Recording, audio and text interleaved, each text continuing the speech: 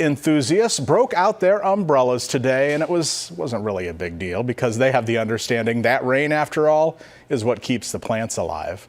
5 incredible gardens from the Omaha Metro are on display this year. The one you see here is called the Kismet Garden. The homeowner's garden was inspired by their many trips to Nantucket, Massachusetts. Gardens are either chosen or nominated each year. The Guild president says the millions of dollars this event has raised over its 5 decades helps support programming at the Monroe-Meyer Institute. Fund seed grants that would normally not go funded because they're just startup grants. And we have purchased state-of-the-art equipment.